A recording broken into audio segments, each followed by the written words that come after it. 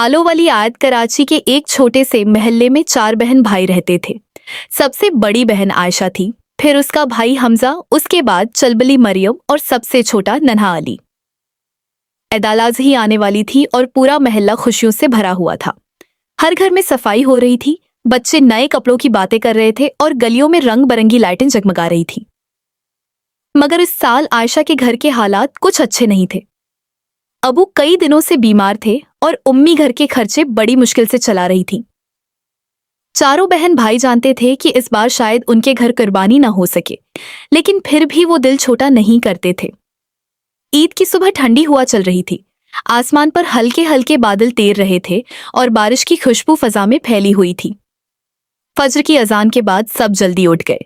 Emmy ने बच्चों को प्यार से जगाया। चलो बच्चों, ईद है, जल्दी तैयार हो जाओ। इमी ने मुस्कुराते हुए कहा। बच्चों ने अपने साफ सुथरे कपड़े पहने। अगरचा कपड़े नए नहीं थे, मगर सबने खुशी खुशी तैयार होकर एक दूसरे को गले लगाया। ईद मुबारक, सबने एक साथ कहा। हमजा ने खिड़की से बाहर झांका। सामने वाले घरों में लोग कुर्बानी की तैयारी कर रहे थे। कहीं बिकरे की आवाज आ रही थी और कहीं बच्चे खुशी से शोर मचा रहे थे। हमजा आहिस्ता से बोला, काश हमारे घर भी आज गोश्त आ जाता। ये सुनकर मरियम की आंखें उदास हो गई, मगर आयशा फौरन बोली, कोई बात नहीं, ईद सिर्फ गोश्त का नाम नहीं, खुशी बांटने का नाम है। आमी ने कचन से आवाज दी, आज हम मजेदार आलू की सब्जी बनाएंगे। नन्हा अली खुश होकर उछल पड़ा। वाह, मुझे आलू बहुत पसंद है। इमी ने प्याज, टमाटर और मसालों से खुशबूदार आलू की सब्जी बनाई। पूरे घर में खुशबू फैल गई। बारिश की हल्की हल्की बूंदें खिड़की से टकरा रही थीं और घर का माहौल बड़ा प्यारा लग रहा था। सब दस्तरख्वान पर बैठ गए। गरम गरम रोटियां और आलू की सब्जी देखकर हमजा ने मुस्कुराकर कहा, अम्मी, ये तो बहुत मजे की लग रही है। अम्मी ने मोहब्बत से कहा, जब दिल खुश हो तो सादा खाना भी दावत लगता है। चारों बहन भाई मजे से खाना खाने लगे। वे एक दूसरे को हंसाते, मजाक करते और ईद की बातें करते रहे। थोड़ी देर बाद बारिश तेज हो गई। बच्चे सहन में जाकर बारिश में खेलने लगे।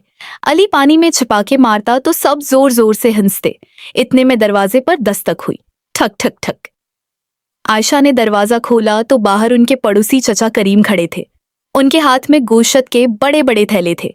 ईद मुबारक बच्चों, चचा करीम ने मुस्कुराते हुए कहा। हमने सोचा अपनी खुशी आप लोगों के साथ भी बांटे। ये सुनकर बच्चों की आंखें चमक उठीं। इम्मी की आंखों में खुशी के आंसू आ गए। भाई, आपने इतनी तकलीफ क्यों की? इम्मी ने आहिस्ता से कहा। चचा करीम बोले, तकलीफ कैसी बहन, ईद तो बांटने का नाम है। हमजा फौरन बोला, अम्मी, अब हम कुरमा बनाएंगे। सब हंस पड़े। अम्मी ने गोश्त रखा और बच्चों से कहा, देखा, अल्लाह कभी अपने बंदों को अकेला नहीं छोड़ता। इस रात उम्मी ने थोड़ा सा मजेदार गोश्त पकाया। पूरे घर में खुशबू फैल गई। बच्चे खुशी से बार बार किचन में झांकते थे। खाना तैयार हुआ तो सब एक साथ बैठ गए। बारिश अब रुक चुकी थी और ठंडी हुआ चल रही थी। बाहर चांद बादलों के पीछे से झांक रहा था। आयशा ने मुस्कुराकर कहा, आज की ईद मुझे हमेशा याद रहेगी।